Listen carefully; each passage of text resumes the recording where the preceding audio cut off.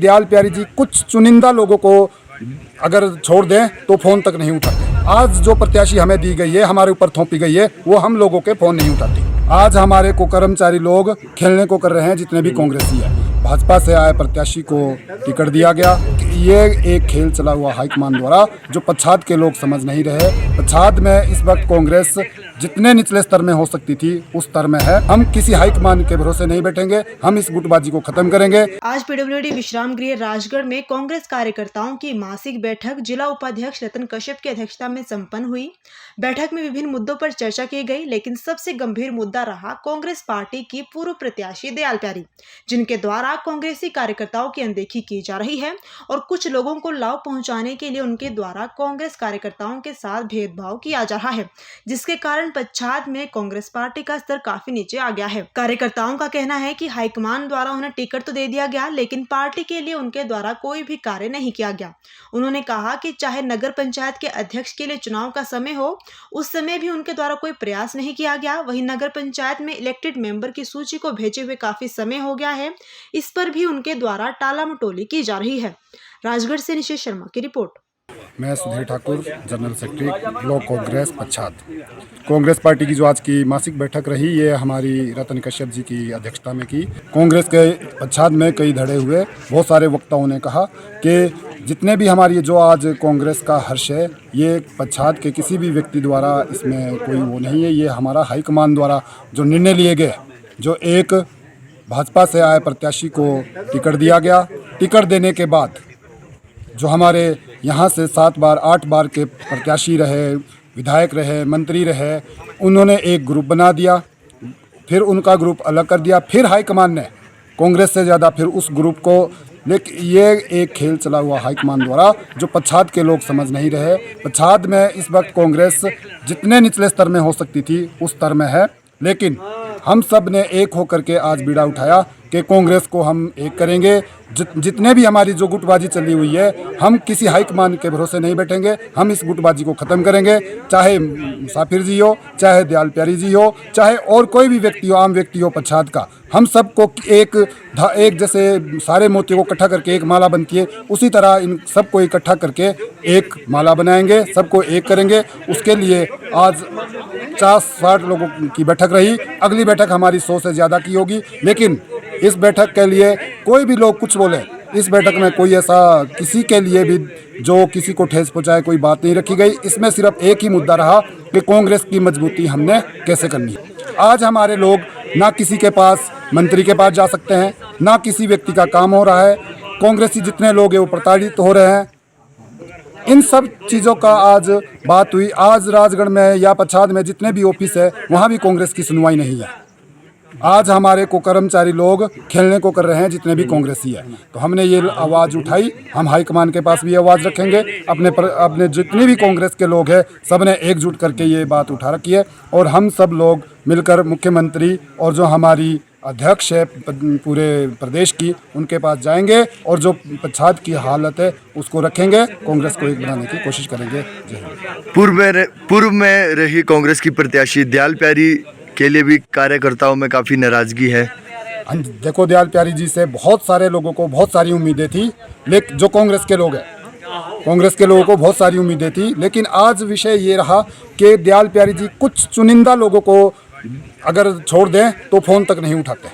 अगर हमारा नुमाइंदा फ़ोन नहीं उठाता तो हमें वो नुमाइंदा कहीं से भी हमारे को, उसके लिए हम काम करने के लिए तैयार नहीं है। हम उस व्यक्ति के लिए काम करने के लिए तैयार है जो व्यक्ति हमारे लिए दिन रात खड़ा रहेगा।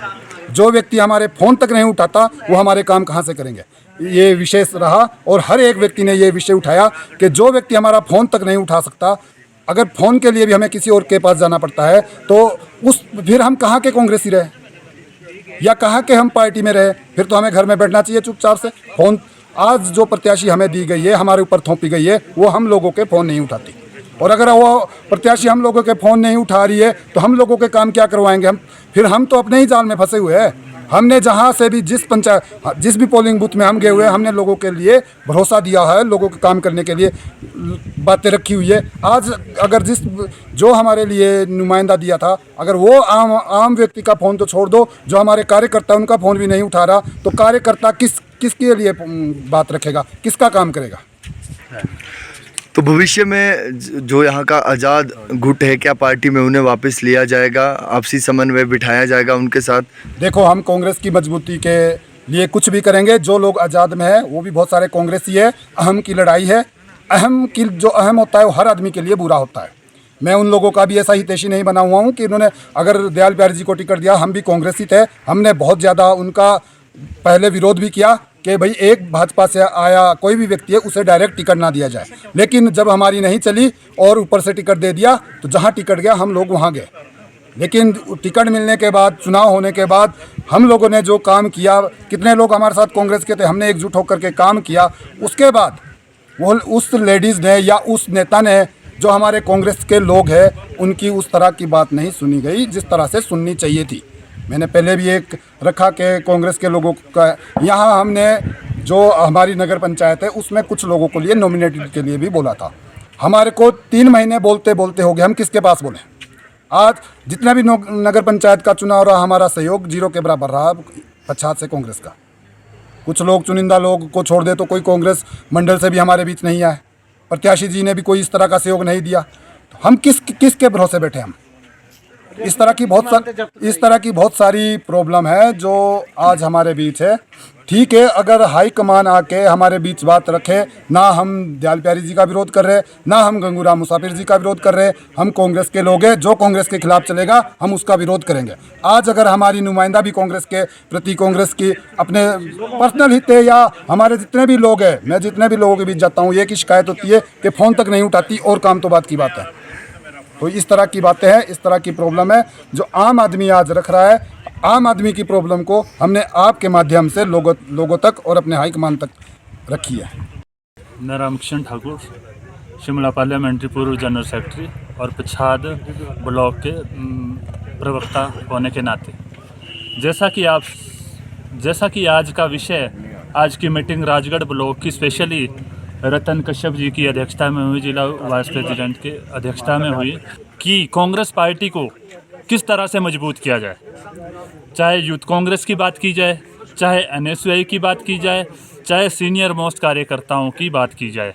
इसमें स्पेशली जो निर्णय लिया गया कि जो पच्छाद ब्लॉक कांग्रेस कमेटी में हमारे अध्यक्ष जी ने अभी हाल ही में रिजाइन किया है अध्यक्ष पद से, उसके विषय में भी चर्चा हुई।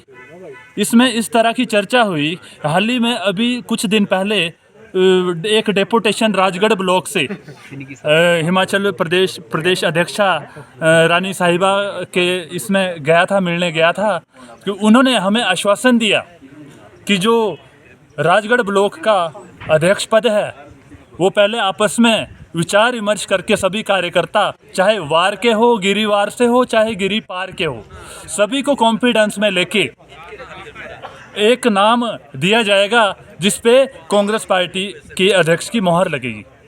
इसने सबने डिसीजन लिया कि जितने भी पदाधिकारीगण हैं, इसने सबसे पहले इन्होंने ये डिसीजन लिया कि अभी लोकसभा की चुनाव 2024 में जो होने जा रहे हैं, उस चुनाव को किस तरह से शिमला पार्लियामेंट्री की सीट, कांग्रेस की सीट हमारे किस तरह से केंद्र के खाते में जाए, जो शिमला पार्लियामेंट्री का जो प्रत्याशी होगा वो हमेशा जीतना चाहिए। सबसे पहले ये लक्ष्य है सभी कार्यकर्ताओं का, जो हाल ही में चुनाव होने वाला है, कि हमें विजयी सीट दिलानी है। और दूसरी जो आपसी मनमुटाव है, चाहे हमारे आज़ाद वाले कांग्रेस पार्टी के हैं, चाहे हमारे वरिष्ठ कांग्रेस पार्टी के कार्यकर्ता हैं, सबको एकाग्रचित होकर एक कैसे करना है, इस तरह से सभी कांग्रेस कार्यकर्ताओं ने सुझाव दिए।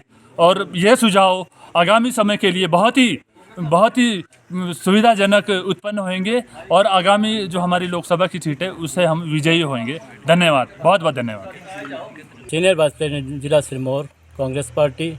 आज लोगों के आग्रह पे, कांग्रेस जनों के आग्रह पे मुझे यहाँ मीटिंग करवाने के लिए बोला गया, तो सभी लोगों को इस मीटिंग में बुलाया गया और सब लोगों ने बढ़ चढ़ कर इस मीटिंग में आने का और पार्टी को मजबूत करने के लिए सभी ने संकल्प लिया।